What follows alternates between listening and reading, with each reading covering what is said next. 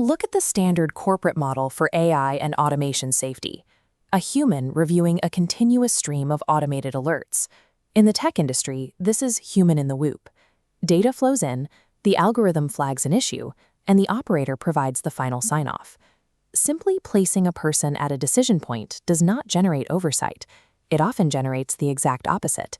There is a massive gap between a technical configuration, a person occupying a seat, and an organizational architecture, where that person is cognitively engaged and holds the structural power to intervene. Treating human oversight as a box-checking exercise creates a dangerous illusion of control. AI governance scholars have a specific term for this failure mode: liability laundering.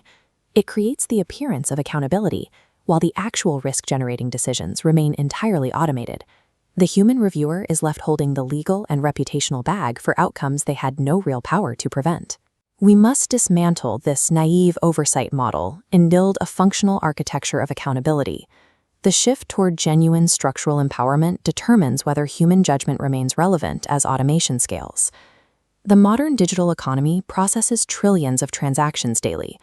High-stakes systems in finance and cybersecurity generate millions of automated flags. Pushing that volume through human reviewers triggers a sociological phenomenon called the normalization of deviance. When operators process hundreds of routine decisions an hour, they habituate to the repetition. Genuine engagement drops, and they begin approving alerts reflexively. This chart shows how alert volume kills human response. The Ponemon Institute found 44% of high-volume security teams ignore alerts entirely.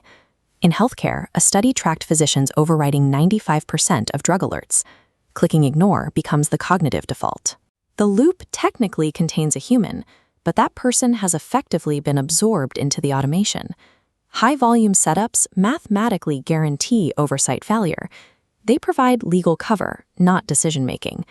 The global financial sector learned this the hard way, paying billions in regulatory fines before restructuring their anti-money laundering systems. Their documented solution is called tiered human embedding. Instead of forcing human reviewers to process every single linger alert, experts are removed from the daily data stream. They are repositioned at critical, higher-level inflection points. The data proves it works.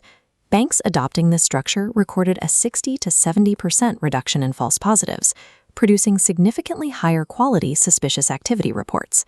Structurally reducing the sheer volume of human decisions is an absolute requirement to increase the actual quality of those decisions. Solving the scale problem only addresses one side of the equation. Having experts in the loop is useless if they lack the authority to act. Consider the 2021 collapse of Zillow offers. The company built a machine learning algorithm designed to predict home valuations and buy properties at scale. The model was trained on stable historical data. When the pandemic hit, the housing market experienced wild volatility, variables the algorithm had never encountered. Zillow had local real estate professionals on staff who recognized the speculative bubble forming. Their concerns remained advisory, not actionable. There was no formal mechanism for them to interrupt the automated purchasing. With no circuit breaker, the algorithm kept buying, stockpiling 18,000 overpriced homes. The result? A massive write-down, 2,000 eliminated jobs, and a slashed stock price. Human domain expertise fails when the organizational architecture structurally disempowers the expert. Fixing this authority gap requires a shift from transactional intervention to meta-level oversight. It requires moving from human in the loop to human on the loop. Instead of trapping operators inside the continuous data stream to approve individual decisions, experts are positioned above the system. In this setup, humans set the operational boundaries. They receive structured performance reports, audit the model's logic, and wield frictionless authority to trigger circuit breakers when the system drifts. Major regulatory frameworks, including the EU AI Act and the NIST Risk Management Framework, are explicitly adopting this model. It is the architecture necessary to preserve high-level human expert judgment while safely scaling the processing power of the algorithm. Yet even with perfect tiered embedding and robust meta-level architecture, oversight will fail if the corporate culture systemically suppresses human judgment. The Boeing 737 MAX disasters stand as a tragic illustration of this systemic failure.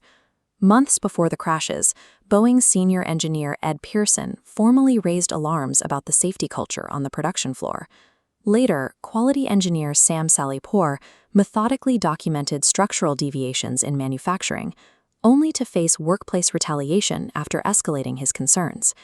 Qualified humans were in the loop. They possessed the expertise and were actively attempting to intervene. But leadership suppressed the signal to protect schedule and revenue targets. 346 people died, and a Department of Justice investigation later confirmed a pattern of willful concealment during certification.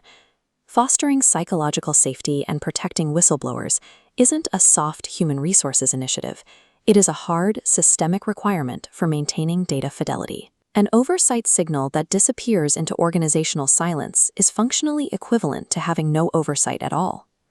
Looking at the data from finance, the failures at Zillow, and the suppression at Boeing, a clear pattern emerges. Independent AI governance researchers have identified 5 structural pillars required for genuine oversight.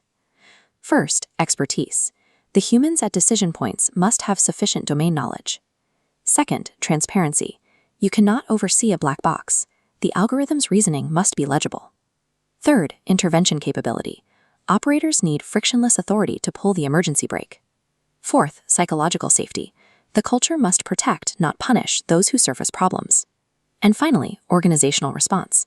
Escalated concerns must trigger a documented, time-bound resolution process. Systems operating without these protections use the human operator as a procedural shield for automated risks. True organizational safety demands that qualified experts are not merely present at a terminal. They must be structurally empowered, organizationally protected, and actively required to exercise genuine judgment.